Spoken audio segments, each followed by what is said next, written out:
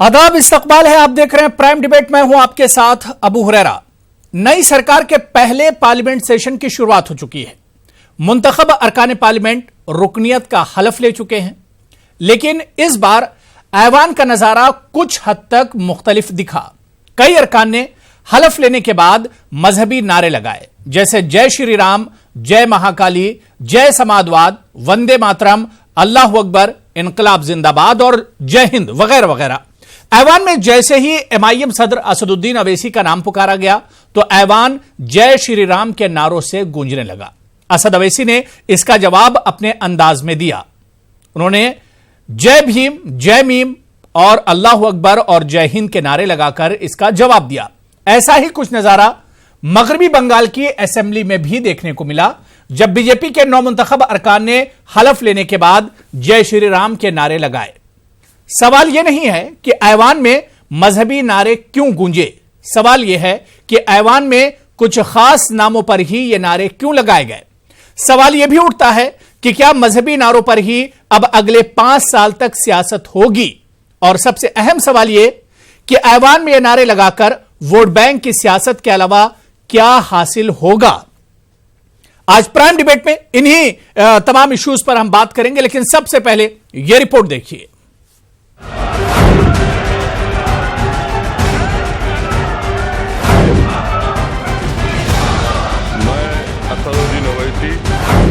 Parliament session के दूसरे दिन ऑल इंडिया मजलिस इत्तेहादुल मुस्लिमीन के सदर असदुद्दीन अवैसी ने पार्लियामेंट की रुकनियत का हलफ लिया। इस दौरान पार्लियामेंट में जय श्री राम के नारे लगने लगे।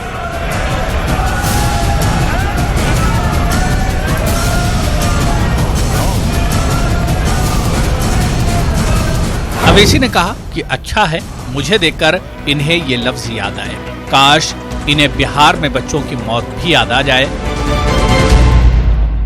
दरअसल मंगल को जैसे ही अवैसी अपनी सीट से उठकर हलफ लेने के लिए वेल में आए, बीजेपी और इसके इत्तेहादियों के मेंबरान पार्लियामेंट ने जय श्री राम, भारत माता की जय, वंदे मातरम के नारे लगाना शुरू कर दिए।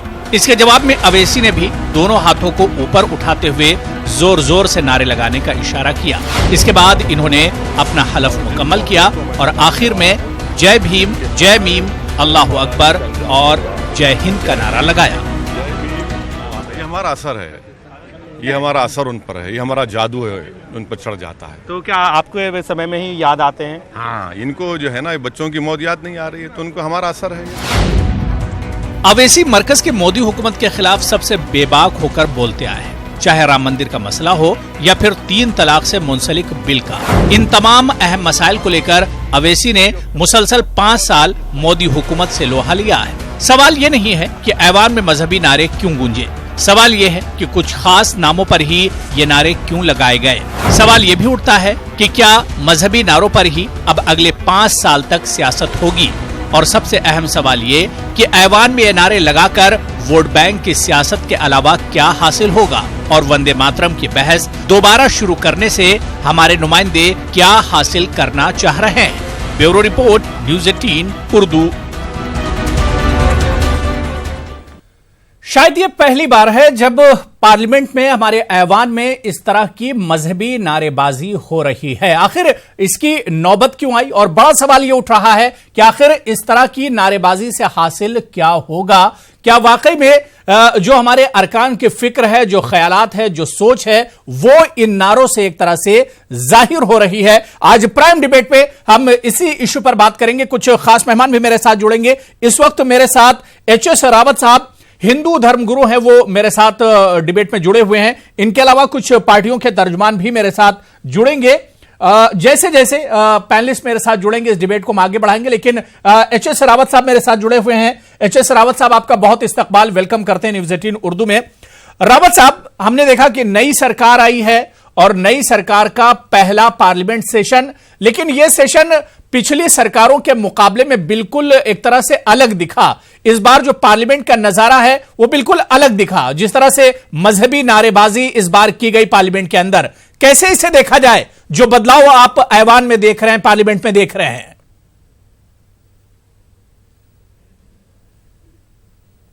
जी, जब कोई सांसद जीत करके पार्लियामेंट में जाता है तो कम से कम उसको उसकी गर्मा का ध्यान तो रखना ही चाहिए। सही। अब जय श्री राम का तो मतलब कोई रह नहीं जाता इस टाइम पर।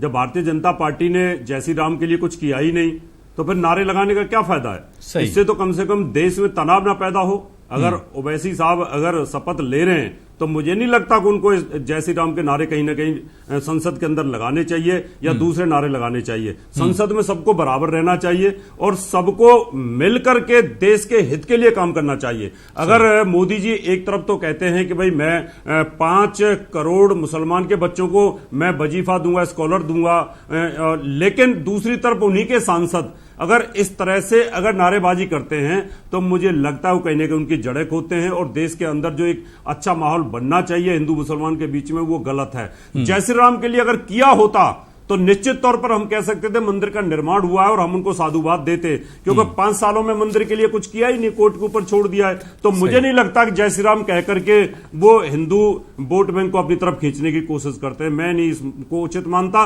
और संसद में तो बिल्कुल इस तरह की बातें होनी ही नहीं चाहिए, क्योंकि देश के संविधान के साथ ये एक तरह से मुझे लगता है मजाक है कहीं ना कहीं हो रहा है जी। बिल्कुल। एच.एस. रावत साहब, एक चीज मैं और आपसे समझना चाह रहा हूं, क्योंकि पार्लियामेंट में आप खासतौर से देखिए कि कुछ जो अरकान थे, जो एमपीज थे, मेरे साथ कुछ और मेहमान इस वक्त जुड़ गए, मैं उन्हें भी इंट्रोड्यूस करा देता हूं। मेरे साथ नवीन कुमार जी, स्पोक्स पर्सन है बीजेपी के, वो भी मेरे साथ जुड़ गए और इनके अलावा सर्वकमल दत्ता जी पॉलिटिकल एनालिस्ट हैं, वो भी मेरे साथ इस डिबेट में जुड़ गए। सर्वकमल दत्ता जी और नवीन कुमार जी, आपका भी मैं बहुत वेलकम और इस्तकबाल करता हूं। मैं रावत साहब आपसे ही मैं बात कंटिन्यू करूंगा। रावत साहब, क्या वाकई में जिस तरह से नारे लगाए गए, जिन लोगों ने नारे लगाए, क्या वाकई में इससे इन लोगों की सोच एक तरह से जाहिर होती है, इनके ख्यालात, इनके फिक्र, इनकी वैचारिकता जो है वो एक तरह से जाहिर होती है? मेरे हिसाब से तो मुझे लगता है कि ये अनपढ़ जो सांसद हैं, जो पढ़े लिखे नहीं है, जिनको संविधान के बारे में और संसद की नॉलेज नहीं है, शायद उन लोगों ने नारे लगाए होंगे। मेरा मानना है कि भारतीय जनता पार्टी 303 वोट अगर सीट लेकर के संसद में मेजोरिटी के साथ है तो उनको विकास का नारा लगाना चाहिए था। हम देश के लिए एकता के और अखंडता के लिए काम करेंगे। जय श्री राम का तो कोई मतलब ही नहीं रहा हो रहा जी इस समय, क्योंकि उन्होंने पिछले 5 सालों में जय श्री राम के लिए तो कुछ किया ही नहीं, वो तो टाट में है। तो उनका नारा लगाने से क्या, मुझे समझ नहीं आता क्यों लगाया है। हाँ, मैं इतना जरूर कहूंगा, इस समय भारतीय जनता पार्टी को और मोदी सरकार को बहुत बड़ा मैंडेट मिला है और इनको अब अगले 5 सालों के अंदर जो पीछे प्लानिंग थी उनको करके दिखाना चाहिए और मंदिर का निर्माण करके दिखाएं, फिर जय श्री राम का नारा लगाएं तो हमें अच्छा लगेगा। नहीं तो मुझे लगता है फिर दोबारा से हिंदू वोट बैंक को गुमराह करने की कोशिश होगी। इसलिए मैं उसको उचित नहीं मानता। संसद के अंदर अगर किसी भी मजहब का नारा लगता है तो ठीक नहीं है। नवीन कुमार जी, मैं इसका जवाब नवीन कुमार जी से ले लेता हूं। नवीन कुमार जी, जिस तरह से अभी एच.एस. रावत साहब ने से जो मैंने सवाल किया था, तो उन्होंने कहा कि भाई जय श्री राम या इस तरह के जो दूसरे नारे लगाए गए, इनकी पार्लियामेंट में कम से कम एक तरह से जरूरत नहीं है। और जय श्री राम का नारा बीजेपी आखिर क्यों लगा रही जब उसने राम के लिए कुछ किया ही नहीं है?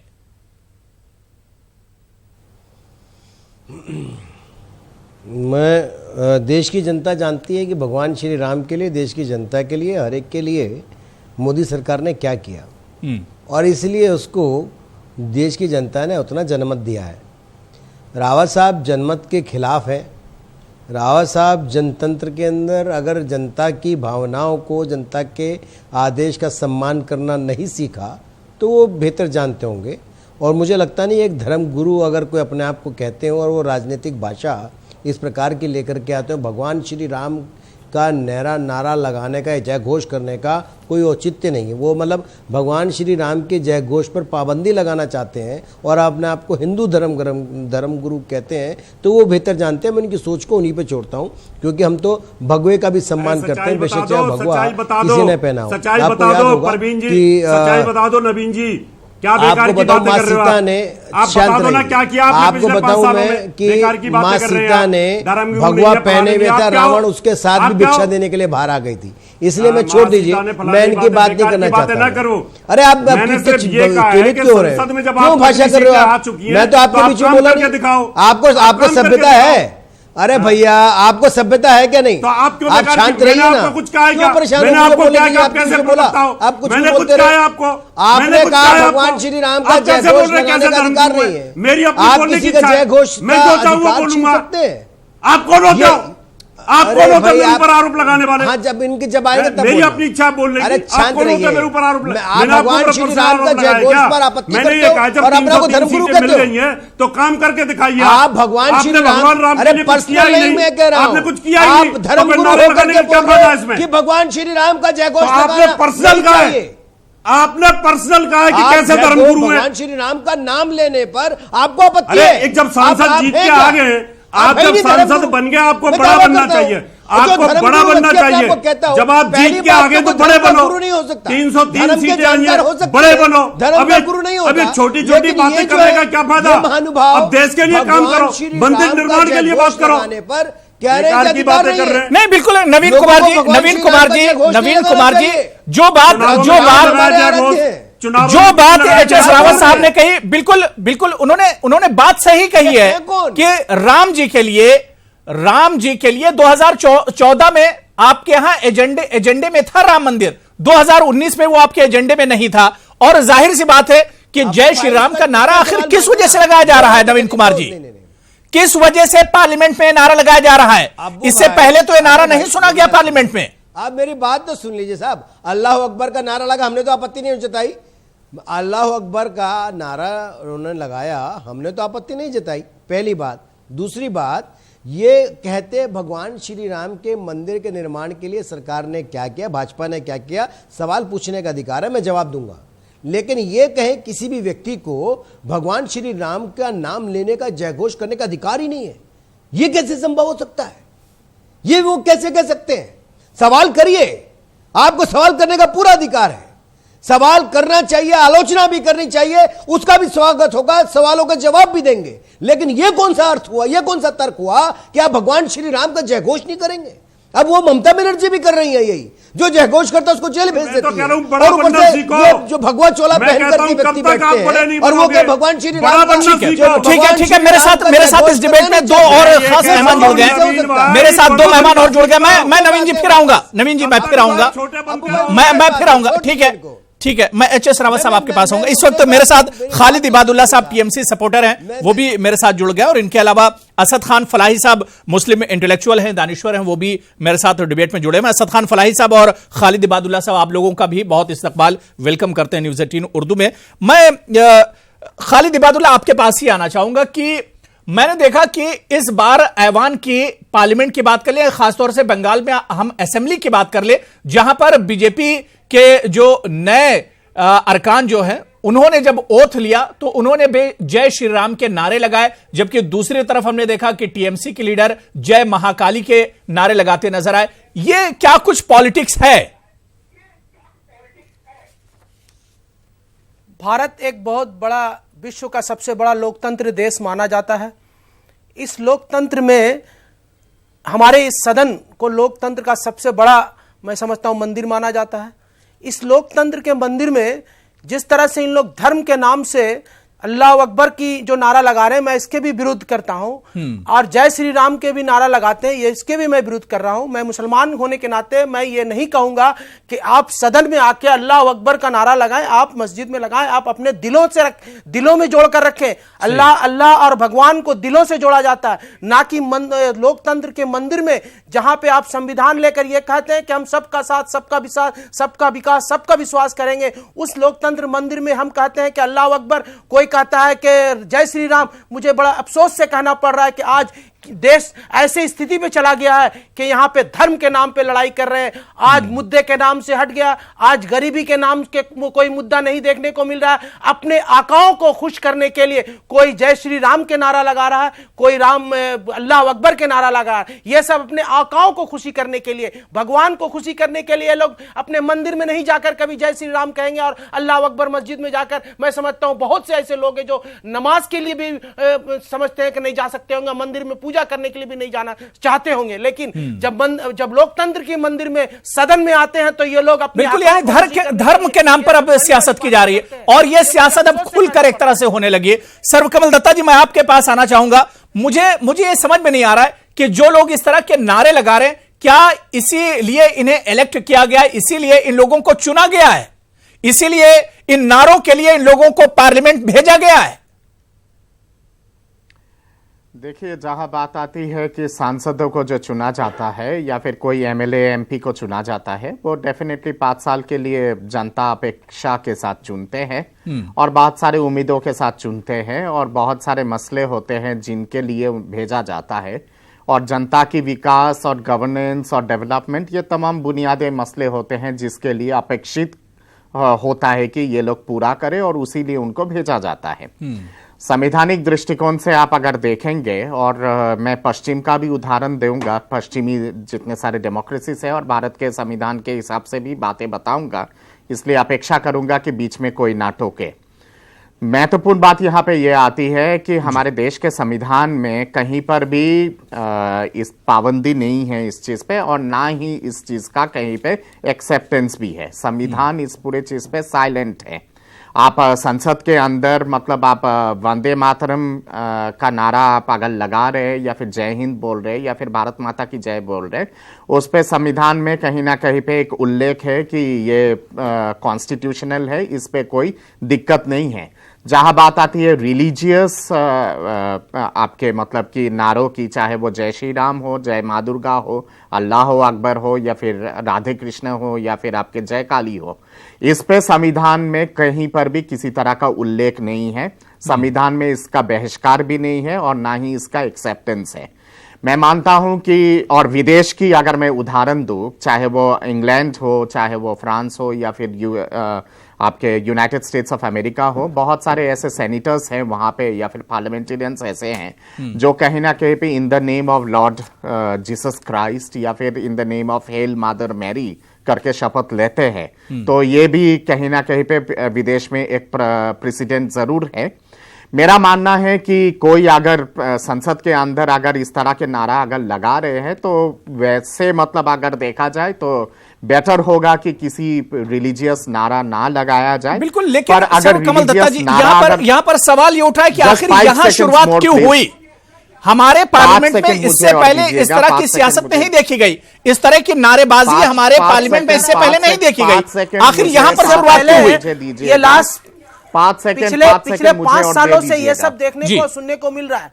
नहीं, 5 सालों की बात नहीं है, 5 सालों की बात नहीं है। आपको याद होगा कि इंडियन मुस्लिम लीग के सांसद बनाटवाला साहब जब भी वंदे मातरम का धुन बजाया जाता था वो खड़े नहीं होते थे या फिर कभी वो वंदे मातरम नहीं बोलते थे। तो ये कह देना कि ये पहला प्रेसिडेंट है, ये गलत होगा, ये टेक्निकली सही नहीं है। दूसरी बात यहाँ पे ये है कि कोई अगर रिलीजियस स्लोगन अगर दे रहे हैं और वो अगर किसी दूसरे व्यक्ति का सेंटीमेंट को अगर हार्ट नहीं कर रहा है या फिर प्रदूषित अगर वातावरण नहीं हो रहा है, तो मुझे नहीं लगता है कि इसमें किसी तरह की आपत्ति होनी चाहिए। वो व्यक्तिगत इंडिविजुअल के हिसाब से देखना चाहिए और व्यक्तिगत हिसाब से लेने की आवश्यकता है। लेकिन सर कमल दत्ता जी, पार्लियामेंट में भी अगर यही होने लगेगा, जो आप अपनी रैलियों में करते हैं, जो अपनी आप सभाओं में करते हैं, वही चीज पार्लियामेंट में होने लगेगी, तो फिर मुल्क के डेवलपमेंट की बात कब होगी? गरीबों की बात कब होगी? तालीम की बात कब होगी?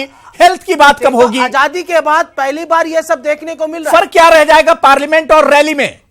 मैं असद खान फलाही साहब आपके पास आना चाहूंगा। असद खान फलाही साहब, क्या वाकई में जो पार्लियामेंट है वो धर्म बताने की, एक तरह से अब पहचान बताने की एक जगह बनती जा रही है, जिस तरह से नारेबाजी हुई है इस बार पार्लियामेंट के सेशन में?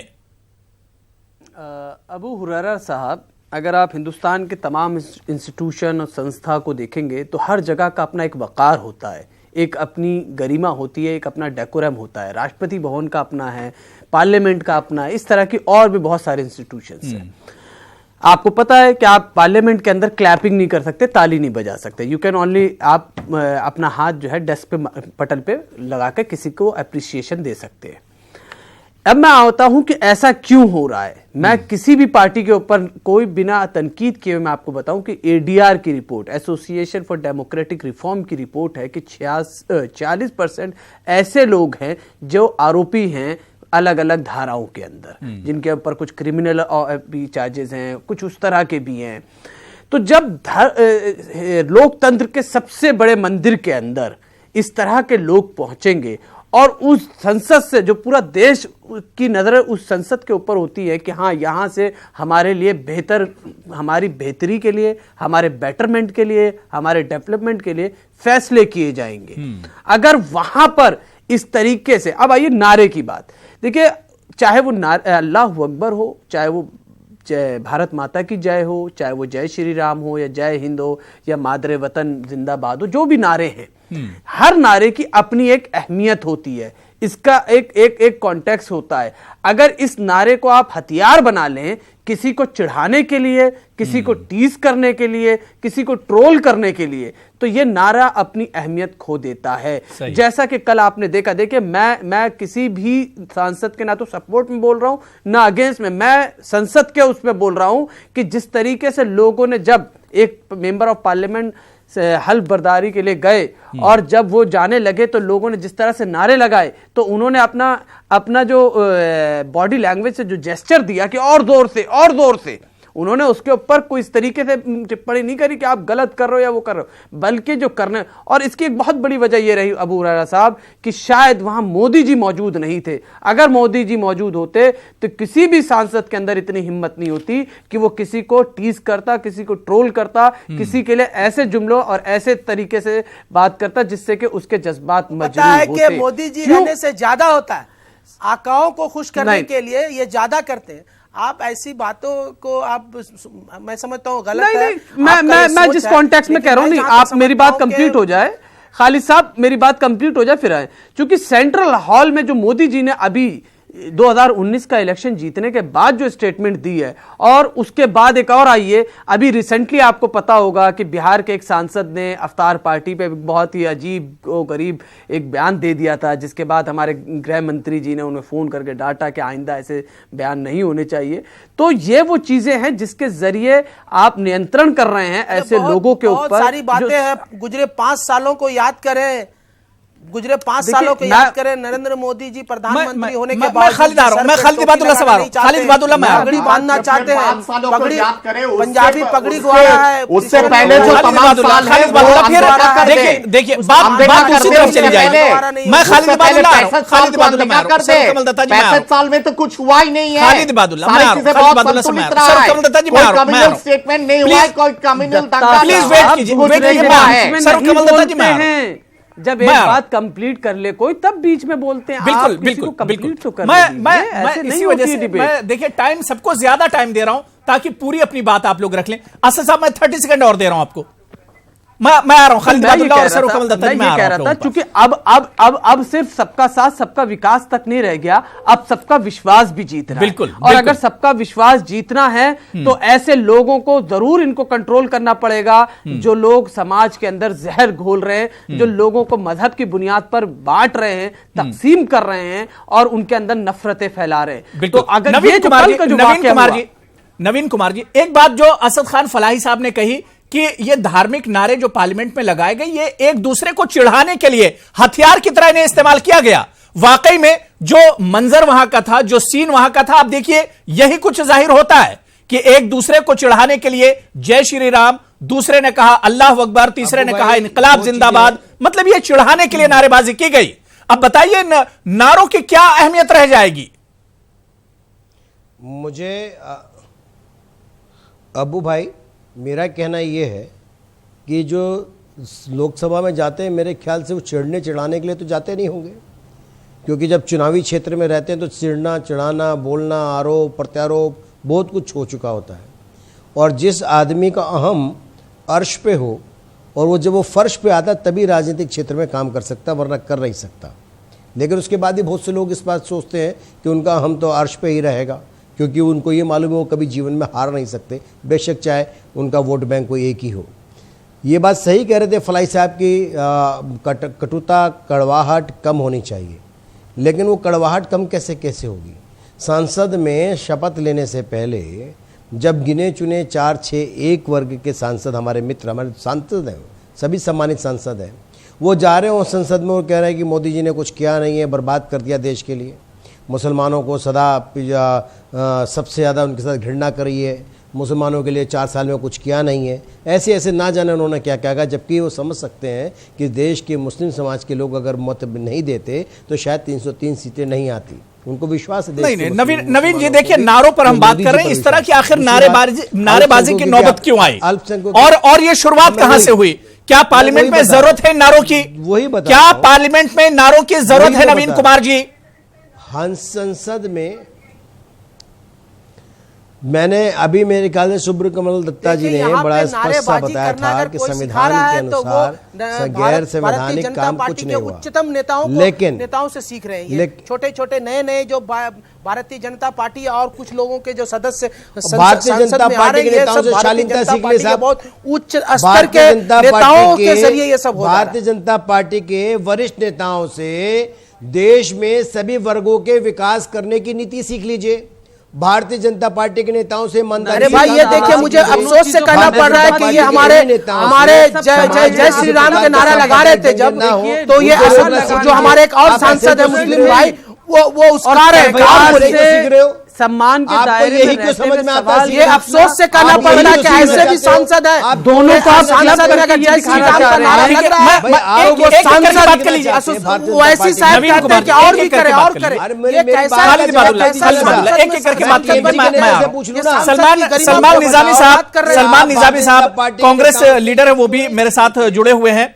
सलमान निजामी साहब, आपका भी बहुत इस्तकबाल करते हैं, वेलकम करते हैं। सलमान निजामी साहब, इस बार बीजेपी और मजबूत होकर आई और हमने देखा कि पार्लियामेंट का नजारा इस बार बिल्कुल बदल गया है, जो सीन है बिल्कुल बदला हुआ है। आपने देखा कि बिल्कुल पार्लियामेंट इस बार लग रहा था कि कहीं कोई सियासी रैली हो रही है, पॉलिटिकल रैली हो रही है, कोई सभा हो रही है, जिस तरह के नारे लग रहे थे पार्लियामेंट में। अखाड़ा लग रहा था भाई, अबू हुरैरा साहब, अखाड़ा लग रहा था चुनाव में। जिस तरीके से मुझे लगता है कि नारा सबसे बड़ा ये होना चाहिए था कि भाजपा ने चुनाव जो है वो सैनिकों के नाम पे लड़ा, और सैनिकों का नारा कोई नहीं लगा, किसानों का नारा कोई नहीं लगा। जय जवान जय किसान गूंजना चाहिए पार्लियामेंट में, लेकिन इनको वो याद नहीं रहा। इन्होंने धर्म की राजनीति फिर से लाई। 5 सालों में इन्होंने धर्म के नाम पे 5 साल वोट मांगे, राम मंदिर बनाएंगे, और ओवैसी साहब भी उनसे कम नहीं है, ये भी धर्म को बीच में लाए। अगर वो कोई आदमी आपको प्रवोक कर रहा है, इसका मतलब ये नहीं है कि आप भी उनकी भाषा इस्तेमाल करेंगे। और बदकिस्मती की बात है ये इनकी, ये दूसरी, ये मुसलमानों को भी एक, मुझे लगता है कि उनकी बदकिस्मती है कि ऐसे रहनुमा हैं कि वो जो उनको मौका दे रहे हैं कि अगर वो आपका हाथ पकड़ रहे हैं तो आप उनको पूरी बाजू दे रहे हैं अपनी। तो ये मजहबी सियासत जो है, ये एक डेमोक्रेसी, जमहूरियत, बिल्कुल इस पे हम एक्सेप्ट नहीं करते कि ये जमहूरी मुल्क है। यहाँ जो है हर किस्म के नारे लगने चाहिए, यहाँ हिंदुस्तान जिंदाबाद के नारे लगने चाहिए, और धर्म को बीच में बार बार, चाहे चुनाव हो चाहे पार्लियामेंट हो। और देखिए किस तरीके से ओवैसी साहब भी उनको बोल रहे हैं कि बोलिए। तो ये क्या नाटक है? ये नाटक 5 साल हमने देखा इससे पहले, और ये एक स्ट्रेटजिकल, एक आप हैदराबाद जाइए तो ओवैसी साहब का वहां आप ग्रास रूट में देखिए हालत क्या है। तो उन्होंने मुसलमानों के लिए क्या ऐसा किया? क्या वो पहलू खान के घर गए थे? क्या वो अखलाक के घर गए थे? जैसे मुसलमानों के साथ ज्यादती हुई, आज जो नोटबंदी में लोग मरे उसमें हिंदू भी मरे, सैनिक जो हैं उसमें हिंदू भी मर रहे हैं, मुसलमान भी मर रहे हैं। तो ये बार बार धर्म को बीच में लाके ये एक बेवकूफ बनाने की एक साजिश है, चाहे उसमें आरएसएस हो, चाहे बीजेपी हो, चाहे ओवैसी साहब हो। तो ये एक नोटंकी है, ये एक शुरू हो गई है। ये 5 साल आप नाटक फिर देखते रहेंगे, और 5 साल के बाद ये बोलेंगे कि भाई धर्म जो है खतरे में है, हिंदू धर्म जो है वो खतरे में है। रावत साहब, एच.एस. रावत साहब, वो मेजॉरिटी में है। एच.एस. रावत साहब, जो बात सलमान निजामी बता रहे हैं, जो बात सलमान निजामी कह रहे हैं कि धर्म के नाम पर लोगों को ठगा जा रहा है, और कुछ यही नजारा पार्लियामेंट में देखने को मिला कि जो जिस धर्म से आता है उसने उस तरह के नारे लगाए। क्या वाकई में धर्म के नाम पर हिंदुस्तान के लोगों को ठगा जा रहा है? हमारे सियासतदान ठग रहे हैं लोगों को। ये इसमें जो भी धर्म को इस्तेमाल कर रहा है, चाहे ओवैसी साहब हो, चाहे आरएसएस हो, चाहे बीजेपी हो। सुन लीजिए, पहले हम सुन लीजिए, आप बोलिए। कांग्रेस तो बोले 5 सैनिक सुन लीजिए, राष्ट्रपति भवन के दौरान ठीक है, सलमान निजामी साहब बात हो गई, सलमान निजामी बात हो गई।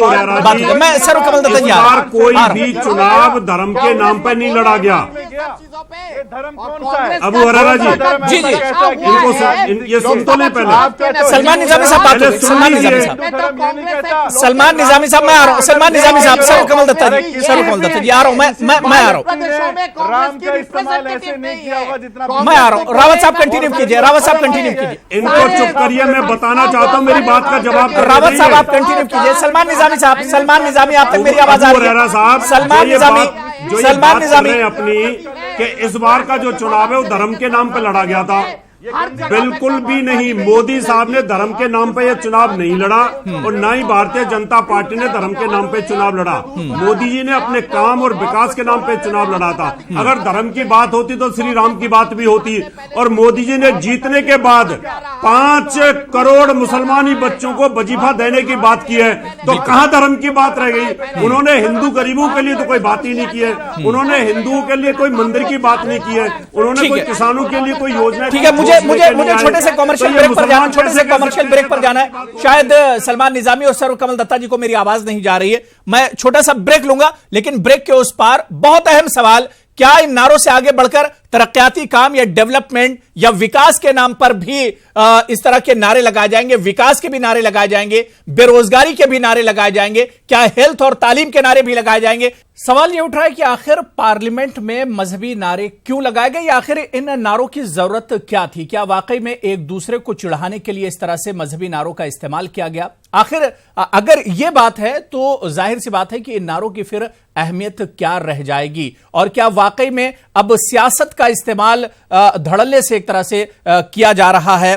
या यूं कहा जाए कि मजहब का जो है वो इस्तेमाल सियासत में अब खुलकर किए जाने लगा है, जिसकी एक मिसाल पार्लियामेंट में भी कल देखने को मिली। लेकिन सवाल ये उठता है कि हमारे मुल्क में जहां पर तरक्की और डेवलपमेंट की जरूरत है या रोजगार की जरूरत है, आखिर रोजगार और डेवलपमेंट की बात पार्लियामेंट में हमारे जो चुने हुए नुमाइंदे हैं वो क्यों नहीं कर रहे हैं? इसी पर लगातार हम बात कर रहे हैं। मैं नवीन कुमार जी आपके पास ही आना चाहूंगा कि क्या आपको नहीं लगता है नवीन कुमार जी कि एक मजबूत पोजीशन में बीजेपी चुनकर आई है, और ऐसे में इन नारों को अलग रखकर डेवलपमेंट की बात करनी चाहिए थी, विकास की बात करनी चाहिए थी, रोजगार की बात होनी चाहिए थी?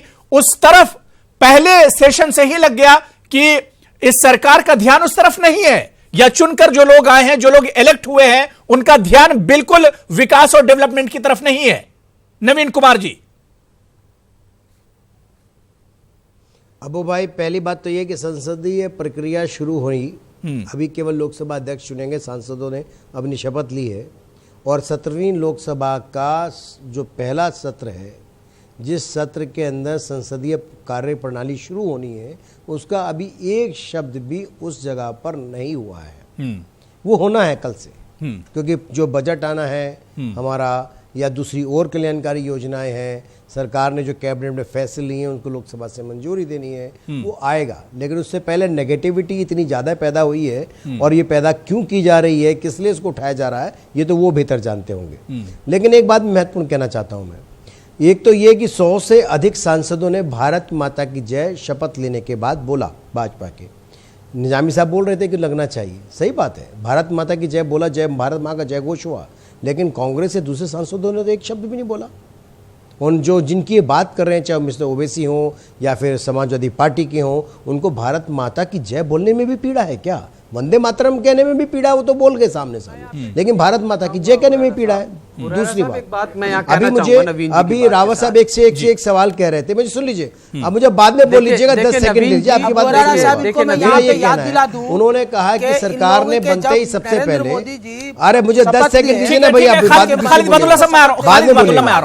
मेरा ये कहना है, बात पूरी हो जाने दीजिए, बात पूरी हो जाने दीजिए, खालिद 10 सेकंड दीजिए, बात पूरी हो जाने दीजिए, मैं आ रहा हूं, आप बीच में बोलेंगे, मैं ही बोलूंगा, तू मैं लोग समझ नहीं पाएंगे। नवीन जी बात जल्दी से कंप्लीट। मेरा ये कहना है कि अभी इन्होंने कहा कि अल्पसंख्यक समाज के लोग, मैं जो 10 सेकंड दीजिए पूरी करता हूं, ये कहा गया है कि अल्पसंख्यक समाज के लिए सरकार ने करोड़ों रुपए का स्कॉलरशिप तय करी है। अल्पसंख्यक के लिए किया, बिल्कुल सही है, लेकिन अल्पसंख्यक में जितनी आबादी मुस्लिम समाज के लोगों की है, उतनी जैन है, बौद्ध है, पारसी है, ईसाई है, ये सब भी उसमें शामिल है, बराबर है, इक्वल। जितने मुस्लिम समाज के लोग हैं, दूसरे भी अल्पसंख्यक आयोग समाज के अंदर, सबके लिए राशि दी गई है। केवल उसके अंदर ये बात सही है कि एक 50% अगर देखा जाए तो 50% दोनों की आबादी होगी, एकदम 50% ठीक है। फलाही साहब आपका रिएक्शन। उनको भी फलाइफा दिया गया है, सबको सरकार साथ लेकर के चले, फिर भी पीड़ा इनको। अभी जो नवीन जिंदल साहब ने पॉइंट उनके लिए क्यों नहीं दी जा रही? मैं ये कहना चाह रहा हूं, हर शख्स हुरैरा साहब, मैं आ रहा हूं रावत साहब, मैं आ रहा हूं खालिद इबादुल्ला, मैं आ रहा हूं एक एक करके बात रखिए, एक करके। खालिद इबादुल्ला साहब मैं आ रहा हूं, खालिद इबादुल्ला करना चाहूंगा, खालिद इबादुल्ला मैं आ रहा हूं, खालिद इबादुल्ला मैं आ रहा हूं, 30 सेकंड चाहता हूं, मैं आ रहा हूं खालिद इबादुल्ला। असद साहब आप बात शुरू कीजिए, असद फलाही साहब बात शुरू कीजिए। खालिद इबादुल्ला मैं आ रहा हूं, खालिद इबादुल्ला मैं आ रहा हूं। साहब, हर शख्स जो हिंदुस्तान में रह रहा है वो अपने वतन से मोहब्बत का इजहार करने का अलग अलग अंदाज होता है, उसको अलग अलग तरीके से खुशी होती है।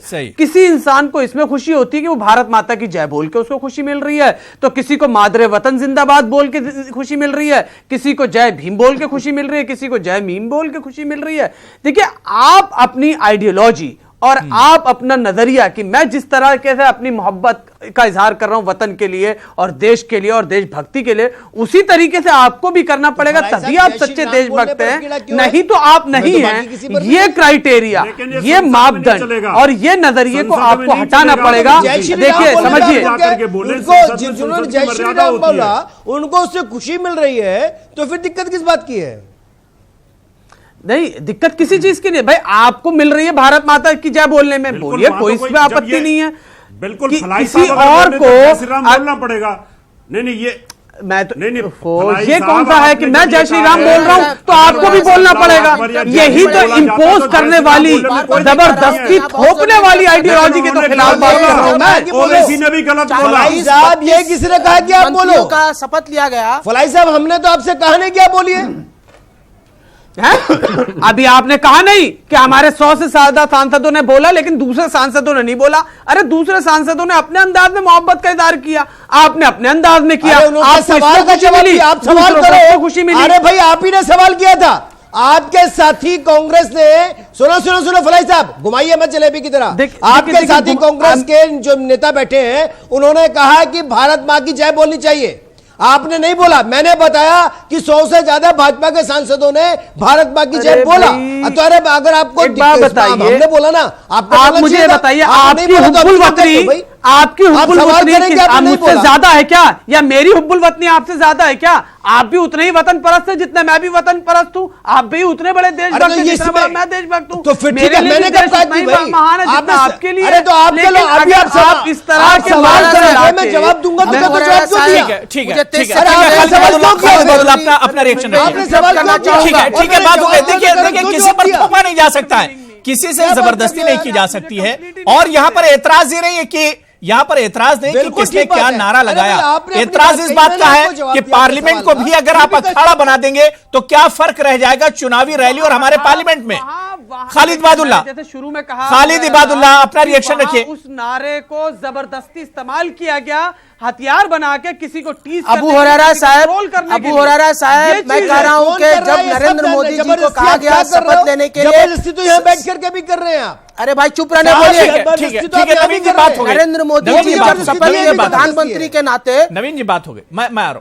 अरे, इनको खालिद इबादुल्ला कंटिन्यू कीजिए। आप नरेंद्र मोदी जी, जब नरेंद्र मोदी जी शपथ लिए, उनके बाद उनको स्पीकर ने कहा, उनको प्रोटेम स्पीकर ने कहा कि आप अपने मंत्रियों का इंट्रोडक्शन और शपथ दिलाएं। जब मंत्रियों का शपथ दिला रहे थे तो 32 मेंबरों का जब शुरुआत हुई तो कभी भी जय श्री राम का नारा नहीं लगा, और जैसे ही बंगाल से एक मंत्री खड़ी हुई उसमें जय श्री राम का नारा लगा रहे। इसका मतलब है जय श्री राम को नाम से चिढ़ाने के लिए ममता बनर्जी को यह किया जा रहा है। इतनी बड़ी गलती, इतनी बड़ी खराबी ये भारतीय जनता पार्टी के अंदर में आ गई है कि जय श्री राम को भी ये लोग चिढ़ाने के लिए यूज कर रहे हैं। उसके बाद बाबुल सुप्रियो का समय जय श्री राम नाम से चिढ़ाने लगे। अरे भाई, आप शर्म करें, आप भगवान को, जय श्री राम जी को आपने चिढ़ाने का नाम कर रहे हैं, आपको तो शर्म आनी चाहिए। जय श्री राम तो हमारे बहुत ही भगवान के नाम से, आप उनको चिढ़ाने के लिए यूज करें। हमें नहीं होना चाहिए आप जैसे लोगों को, आप जैसे सांसदों को सदन में बैठकर कुछ भी जय श्री राम के नाम पर चुराने का नाम शुरू कर दिया। आप मैं बार बार अपील कर रहा हूं, बार बार मैं कह रहा हूं कि एक एक करके बात कीजिए। मैं कमल दत्ता जी आपके पास आ रहा हूं, एक एक करके बात कीजिए, एक एक करके बात कीजिए। खालिद बादुल्ला बात हो गई, खालिद बादुल्ला बात हो गई आपकी। सर कमल दत्ता जी मैं आपके पास आ रहा हूं। सर कमल दत्ता जी, जो ये नया ट्रेंड जो पार्लियामेंट में शुरू हुआ है, क्या आपको नहीं लगता है कि ये पार्लियामेंट के लिए बहुत नुकसानदेह है? पार्लियामेंट ऐसी जगह है जहां पर डेवलपमेंट की नए नए बिल, नए नए जो चीजें होती उन पर एक तरह से बात होती है। यहां पर मुल्क कैसे डेवलप होगा, कैसे मुल्क का विकास होगा, इन बातों से हटकर अगर आप इस तरह की नारेबाजी करने लगेंगी तो क्या आपको नहीं लगता कि एक नया ट्रेंड जो है यह पार्लियामेंट के लिए बहुत नुकसानदेह है? यह चीज सही नहीं है। देखिए, जैसे मैंने पहले भी कहा है कि ये व्यक्ति के ऊपर है कि वो अपने शपथ के बाद किस हिसाब से अपना शपथ कंप्लीट करना चाहते हैं। कोई अगर जय हिंद बोलते हैं उस पर आपत्ति नहीं है, कोई वंदे मातरम बोलते हैं आपत्ति नहीं है, भारत माता की जय बोलते हैं आपत्ति नहीं है, अल्लाह अकबर बोलते हैं, वो अगर दूसरे को ठेस नहीं पहुंचाता है तो मेरे नजर में कोई आपत्ति नहीं है। बिल्कुल उसी तरह से जय श्री राम, जय मां काली, जय मां दुर्गा या फिर जय कृष्णा, हर हर महादेव पे भी आपत्ति नहीं होनी चाहिए अगर कम्युनलाइज नहीं होता है। महत्वपूर्ण बात यह है कि डेवलपमेंट और विकास की जहां बात आती है, संसद होता है डेवलपमेंट और विकास के चीजों पर ध्यान रखने के लिए, और उसका जो कहीं ना कहीं के हिसाब किताब है वो अगला लोकसभा चुनाव तक तब जाके आकलन कीजिएगा। और मैं मानता हूं कि जुडिशियरी से ज्यादा लीगल तो कुछ है नहीं।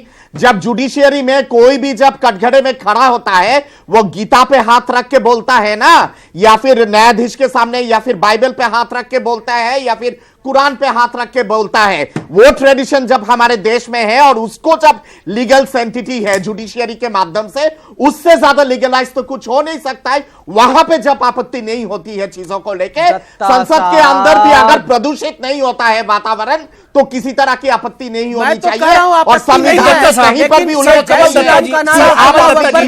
लगता है कि ये जो स्टार्टिंग है, जो रिवाइज शुरू हुई है, ये यहीं तक रह जाएगी? आगे पार्लियामेंट में इस तरह के नारे नहीं लगेंगे?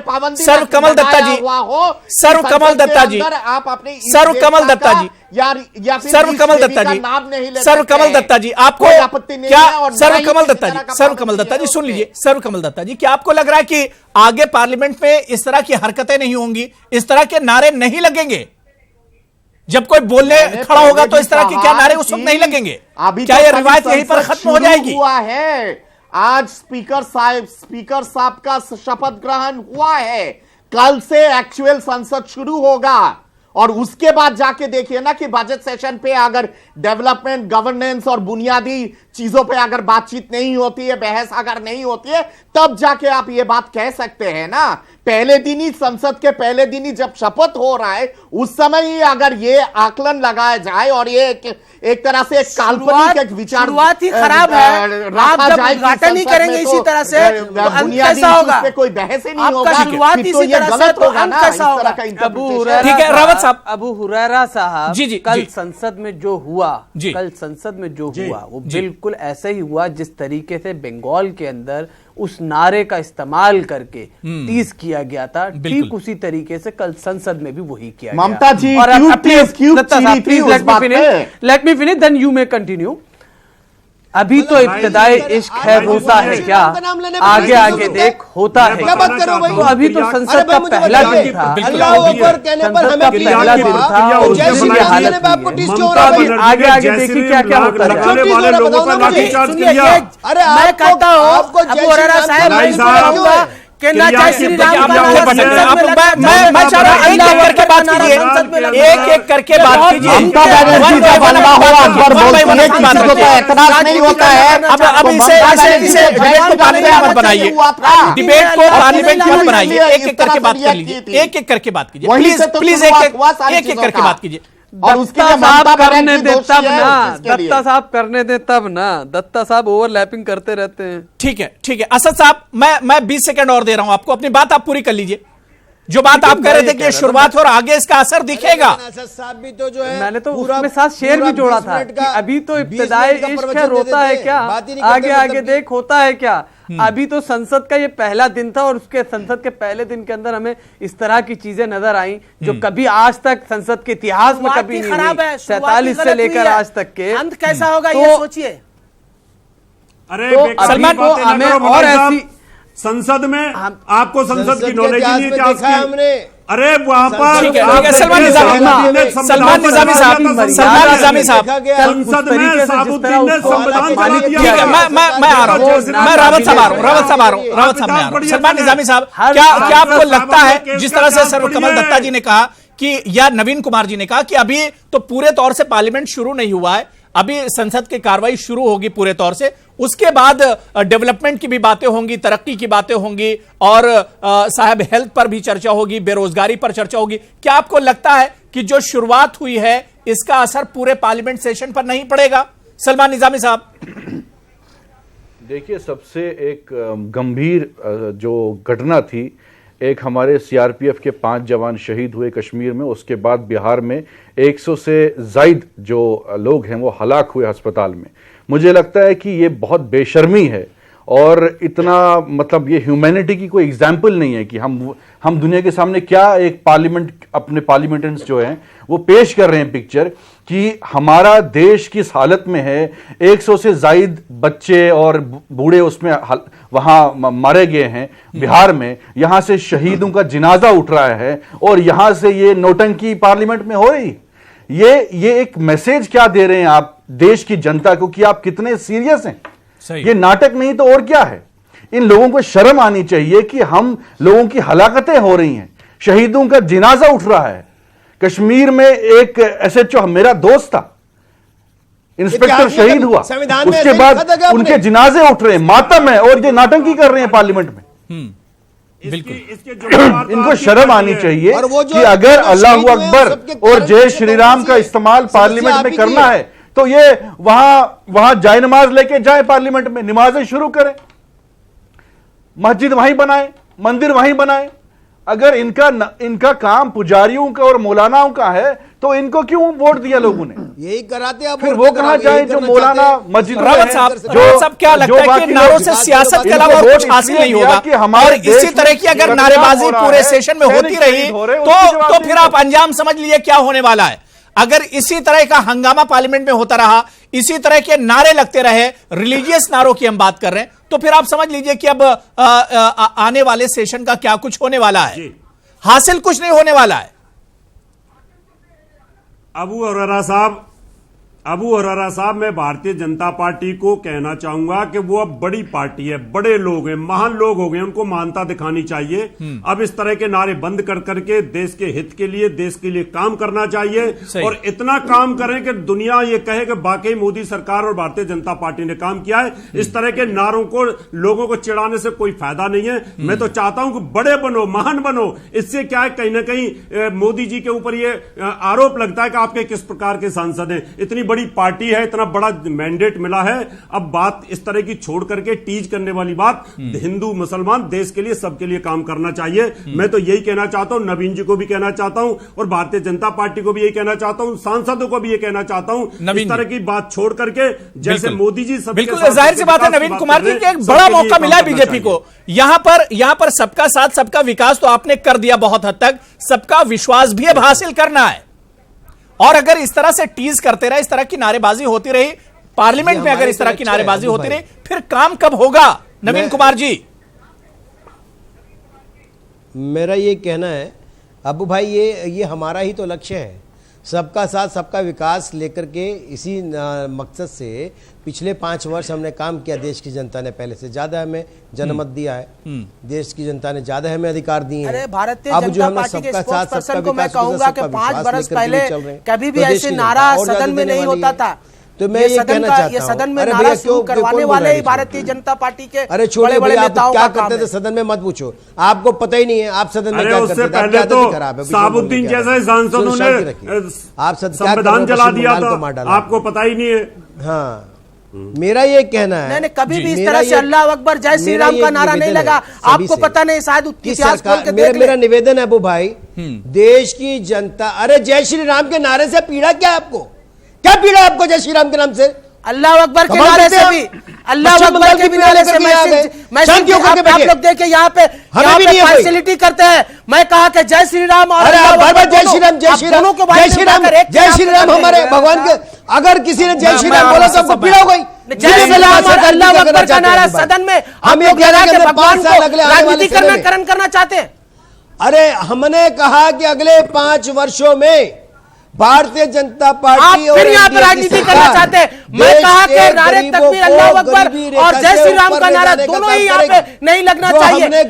ये भगवान के नाम को राजनीतिकरण नहीं करना चाहिए। मैं ये कहा, और आप यहाँ पे उलट कर कहते हैं जय श्री राम हमारे भगवान है। मैं भी उनकी श्रद्धा करता हूँ, आप हर जगह पे राजनीति करना चाहते हैं।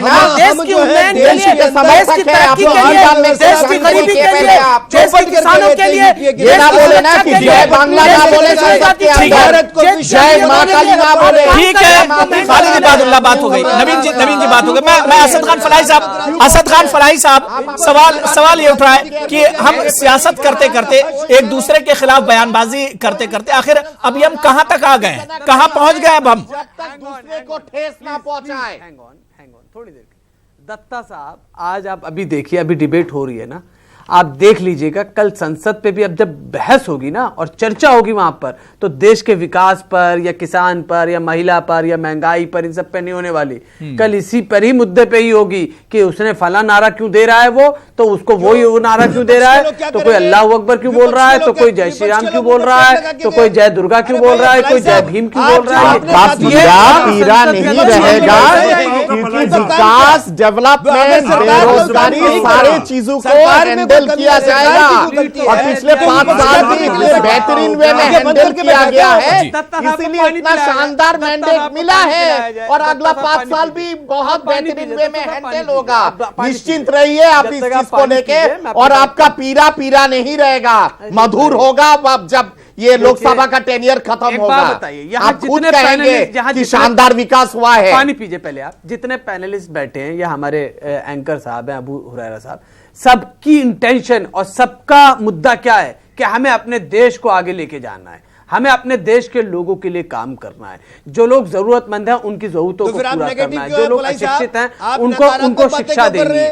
कल का ऐसे होगा, चर्चा नहीं होगी विकास पे, इतने नेगेटिव क्योंकि पहले ही 5 साल भी आप इतने नेगेटिव। मैं नेगेटिव इसलिए हूँ, मैं इसलिए मैं नेगेटिव नहीं हूँ, मैं नेगेटिव नहीं हूँ कि सरकार, मैंने कहा मैं बता 5 सालों में आप पिछले 5 सालों में आप क्या कह रहे हैं कि वो टीएमसी वाले ऐसा क्यों कह रहे हैं, तो वो जेडीयू वाले ऐसा क्यों कह रहे हैं, तो वो कांग्रेस वाले ऐसा क्यों कह रहे हैं कि टीएमसी वाले आपत्ति जताने का चाह रहे हैं। एक-एक करके सवाल, एक-एक करके बात कीजिए, एक-एक करके बात कीजिए। नवीन जी, मैं एक बहुत पते का सवाल आपसे करने वाला हूं। नवीन कुमार जी, सबसे अहम सवाल यहां पर यह उठ रहा है कि क्या पार्लियामेंट में अब इस तरह के नारे नहीं लगेंगे? क्या बीजेपी भी अब इस पर थोड़ा सा सख्ती करेगी कि उसके जो मेंबर्स हैं उन पर सख्ती की जाए कि पार्लियामेंट नारे लगाने की जगह नहीं है? ठीक है, आपने ओथ ले लिया, आपने हलफ ले लिया, अब आपने नारे लगा लिए, हो गया। अब सिर्फ विकास पर फोकस किया जाएगा, अब जनता पर फोकस किया जाएगा, बेरोजगारी पर एक तरह से फोकस किया जाएगा। इस तरह की नारेबाजी नहीं होगी, एक दूसरे को चिढ़ाया नहीं जाएगा पार्लियामेंट में। नवीन कुमार जी। बिल्कुल अब्बू भाई, मैं आपको पूरा, और यहां आपके जितने व्यूअर्स हैं, ये विश्वास के साथ कह सकता हूं कि संसद के चुने हुए संसद के अध्यक्ष, लोकसभा के अध्यक्ष, एनडीए की पूरी सरकार किसी भी तरह से असंवैधानिक कोई काम नहीं करने देगी, पहली बात। दूसरी बात, मैं ये भी विश्वास से कहता हूं कि जो हमने विकास के कार्य पिछले 5 वर्षों में किए हैं उसको आगे और ले जाने की आवश्यकता लेकर के जा रहे हैं। और उस विकास के कार्य से आने वाले समय में देश की जनता ने उसी विकास के देखते हुए हमें 353 सीटें दी हैं। और मुझे लगता है कि अगर यही विकास का काम चला और अपोजिशन इसी प्रकार से नेगेटिव पॉलिटिक्स करती रही तो अगली बार इनको वेनाकुलर लेकर के देखना पड़ेगा कि अपोजिशन के लोग कहीं से आ रहे हैं या नहीं आ रहे हैं। बंगाल में 18 सांसद भाजपा के हो गए और ममता ने तो इतना शानदार विकास किया। मैं शुरू शुरू से आप लोगों से यही दरख्वास्त करता रहा कि एक एक करके बात कीजिए, लेकिन अब देखिए डिबेट खत्म होने वाला है, लेकिन आप लोग शायद, क्योंकि जो हमारे व्यूअर्स होते हैं उन्हें भी एक तरह से पसंद नहीं आता कई लोग जब एक साथ बोलते हैं। मैं असद खान फलाही साहब, कितना विश्वास किया जाए जो बातें नवीन कुमार जी कह रहे हैं कि डेवलपमेंट की बातें होंगी और डेवलपमेंट के इश्यूज पर ही पार्लियामेंट में एक तरह से बात होगी, गरीबों पर चर्चा होगी, गरीबी पर चर्चा होगी। क्या आपको लगता है कि जो शुरुआत की गई है, जो एक लकीर खींची जा रही है, इससे हटकर डेवलपमेंट की बात पार्लियामेंट में होगी? सभी करेंगे, चाहे उसमें अपोजिशन हो और चाहे सरकार के लोग हों। और कल के जो पार्लियामेंट में हुआ, जो संसद में हुआ, उसके जो आसार नजर आ रहे हैं, और उसके बाद जब संसद के बाहर हुए जो बयानबाजियां हुई कि उन्होंने ऐसा किया, आरोप प्रत्यारोप, इल्जाम तराशी और दूसरे से के ऊपर ठीकरा फोड़ देना कि भाई उन्होंने ऐसा किया, तो आप फिर कैसे आप विकास की बात करेंगे? छोड़िए अब तो मैं, अरे सर एक आप एक बात कहिए, मुझे अपनी पॉइंट तो पूरा कर लेने दीजिए भाई। अब तो मैं नेगेटिव बात नहीं कर रहा हूं, मैं मनफी बात नहीं कह रहा हूं, मैं ये कह रहा हूं कि होना तो ये चाहिए था। देखिए जिन लोगों ने कल, अरे बिल्कुल, मैं इसीलिए कह रहा हूं, आप सुनिए मेरी बात, कि कल जिन लोगों ने गलतियां की थी उन्हें आना चाहिए था सामने और कहना चाहिए था कि हाँ हमसे गलती हुई, हम अपनी गलती की माफी मांगते हैं। लेकिन उसको गलती ये तो पहले कि ये तो तलाशी हाउस के अंदर कोई भी अनपार्लियामेंटेरियन कोई भी काम नहीं होगा। और दूसरी बात, आप नेगेटिव नहीं होगा आप कह रहे हैं ना, तो कल जो हुआ वो तो हुआ ना। आप इतने दैट वाज अनकॉन्स्टिट्यूशनल और not just give me the answer. No, it was not unconstitutional. Constitution में कहीं पर भी उल्लेख नहीं है, कहीं पर भी उल्लेख नहीं है कि आप भगवान के नाम नहीं ले सकते हैं संसद के अंदर, उल्लेख नहीं है कहीं पर भी। Constitution is absolutely silent and therefore it is not at all unparliamentary. Unparliamentary नहीं है, भगवान का नाम लेना अनपार्लियामेंट्री नहीं होता है, वो आशीर्वाद होता है, गरिमा होती है और पार्लियामेंट में मुल्क के विकास और मुल्क के डेवलपमेंट पर ही बात होनी चाहिए, इस तरह की सियासत नहीं होनी चाहिए। और हम यही समझते हैं कि नई सरकार आई है, एक नए जोश और वलवले के साथ आई है, और यह सरकार सबका साथ, सबका विकास और सबके विश्वास पर ही आगे बात करेगी। और इस तरह की नारेबाजी, इस तरह की ड्रामेबाजी अब पार्लियामेंट में देखने को नहीं मिलेगी। बहुत बहुत शुक्रिया नवीन कुमार जी, आपका भी, एच एस रावत साहब, असद खान फलाही साहब, सर्वकमल दत्ता जी, सलमान निजामी साहब और खालिद इबादुल्ला साहब, सभी का बहुत बहुत शुक्रिया मेरे साथ प्राइम डिबेट में जुड़ने के लिए। कल फिर किसी बड़े इशू के साथ आपसे मुलाकात होगी। आदाब।